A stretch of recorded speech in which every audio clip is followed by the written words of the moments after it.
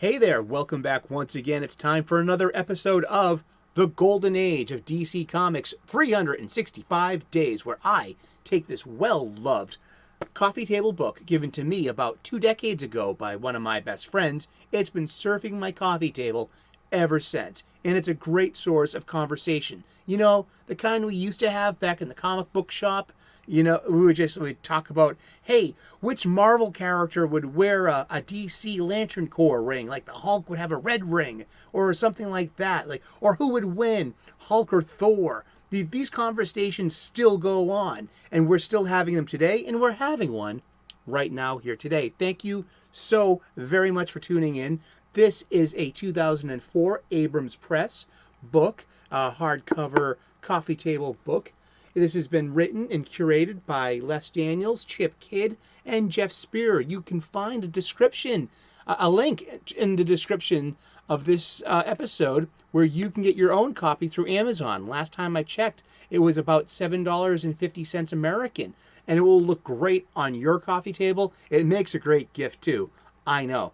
And let's get to it. But first, I want to say thank you for tuning in. I got a lot of gratitude, and I feel very blessed that you're with me right now talking about comic books. If you love comics as much as I do, you are in the right place at the right time. We're going to be talking about comic books every day for the rest of the year. Tune in 3 p.m. U.S. Eastern and find out. The ages of comics, the golden age of comics, of DC Comics, run from 1938 until 1955. The Silver Age from 1956 until 1970. I'm a Bronze Age baby. That runs from 1970 until 1985. And there's a Copper Age that begins in 1985. I believe that ends about 2000 and enters another new era. But I would love to have a conversation about that with some other comic book people. So, you know what? Invite me to one of your live streams. That's a great conversation. I am willing and ready to have. So we're going to use this book for its intended purpose. We're going to crack the book open to today's date. We're going to look at some comic book art. We're going to read the blurb, and then we're going to talk about comic books. That sounds fun. I think so. So let's do it. We're going to open the book up. Today is June the 4th. And how are you doing today? I hope you're feeling awesome. Seriously, remember the transportive power of a comic book or good fiction can spirit you away from these earthly problems that we're beset with. It's meant to give you escapism and to give you a respite from all of these worries, to give you some adventure, some romance, some fantasy. And so just please, hold your fiction tight and cherish your imagination, because these are the moments that can make our day just a little better. And but yeah, today is June 4th.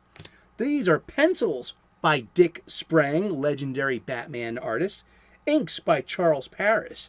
This is from Detective Comics number 187 from September of 1952. And it's the double crimes of Twoface. A sinister two-headed coin spins. And once again, Batman and Robin are face to face with Twoface, fantastic figure of twinned tragedy and terror. How will the dynamic duo deal with this double action Jekyll Hyde of crime, whose dual personality has a hideous side scarred and warped with evil? Read the amazing twofold answer in this exciting tale of The Double Crimes of Twoface. And we can see a statue of the Roman god Janus. We can see his silver dollar that he has scarred one side. Here's a funny fact. The giant penny that's iconic of being inside the Batcave, that is not from Two-Face. That's from someone else called the Penny Pincher. We'll get into that another day. But let's read the blurb. It's June 4th. One of the most memorable Batman villains, Two-Face, got his start when Harvey Kent, a handsome district attorney, had half his face disfigured by an acid-throwing thug. Developing a split personality, Kent became a master criminal whose fluctuations between good and evil were determined by the toss of a coin. The former friend of Bruce Wayne was occasionally cured, but always subject to frightening relapses. In this story, there seems to be two Two-Faces on the loose. Two pairs of halves that add up after Batman solves the case to one good guy and one bad guy. Alrighty. Two-Face. I mean, one thing about comic books, myself, and my love of comic books has been the idea of psychology. And I wanted to mention two sources of Batman-level psych. One is Dr. Travis Langley at Superheroologist on Twitter. You can check him out. He wrote a great book that just got a second edition and an update called Batman, A Dark and Stormy Night, Knight. And you can find that on Amazon. And check out that book. It psychologically analyzes Batman, his allies, and his rogues gallery. And it's really cool read for any Batman fan. And when I read it about a decade ago, it didn't yet include, I believe it didn't yet include the final Nolan movie. And so we've had two Batman movies since, the final Nolan movie and the new one with Robert Pattinson, which wasn't that bad. It was just a little too long. And also, the Arkham Sessions. Now, this is a podcast that I've been listening to literally for years. They also inspired this with their podcast. They're a husband and wife team, Dr. Andrea Letamendi, who's a clinical psychologist, and her husband, Brian Ward, who's in the film industry. He works for Shout Factory. He does documentaries for their Blu-rays. Awesome job. I love Shout Factory DVDs and Blu-rays. They're only second to Criterion, in my humble opinion, as a cinema fan. And these two have been doing this podcast for years. They covered every episode of Batman the Animated Series and psychologically analyzed it, each one in a linear progression, too. And it was just an amazing experience. I learned so much. It touched me deeply, and it helped matter into my life. Dr. Letamendi also is very available to comments here and there, and she's actually suggested a few books to me that has helped me and in my struggle. Specifically, The Body Keeps the Score by Dr. Bessel van de Kolk. And it helped me realize what to look for when I seek therapy, and what I'm really aiming for when I go, and if I do go. And it gave me a lot of clarity, gave me a lot of focus, and it gave me more purpose. And the struggle is real. So if you suffer from anxiety, panic, mood disorders, PTSD, check in with your doctor, get a referral, talk to somebody. Maybe there's a pill out there for you too. I've given myself a balance of talk therapy, of psychopharmacology, and of spirituality. And it's really helped right my ship to where now that I can bear the rocky seas. Because the seas, they do get rocky. The struggle is real. And they say thank you. God bless Dr. Travis, Drea, Brian. You're doing the Lord's work. And you really are. And I thank you for it. And Two-Face is a great example of psych in fiction. Batman is a great example and a great place to use psych as a metaphor and trauma as well. Now, this is my humble opinion that trauma is really overplayed in comic books and in comic book fiction. I mean, like comic book derivatives, like the movies. And trauma in general. It's been co-opted.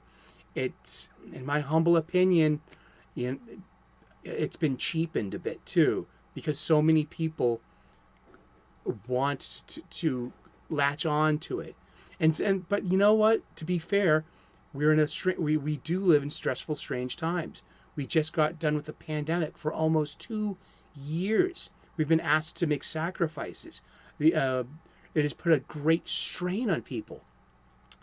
And I say, God bless all the therapists, all the psychologists, all the psychiatrists, especially those who have had to handle their caseload over a Zoom call and balance their own anxieties and fears. So God bless you to all the therapists out there.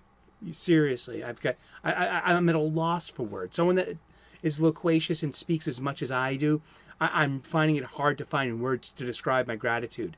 I'm very blessed to have Dr. Travis Langley in my life, and I'm very blessed to have Dr. Dre Letamendi and Mr. Brian Ward in my life as well. You would be good to go follow them on Twitter and check out the Arkham Sessions on Patreon. Become a patron, and they're doing every movie of the MCU. They just dropped Endgame. I mean, the snap, the 5-year leap, it really gets to the heart of the traumas that motivate the heroes. And so you too might find a salve or a balm for your pulled muscles, or a little bit of relief from the pain and some understanding. If you can find a good metaphor to say, wow, Batman, he's suffering from compassion fatigue. So am I. I understand this feeling. I have a lot of empathy for Batman now. I know what he's going through. He scratches his head, he sits in his chair, and he's like, what is my mission for, Alfred?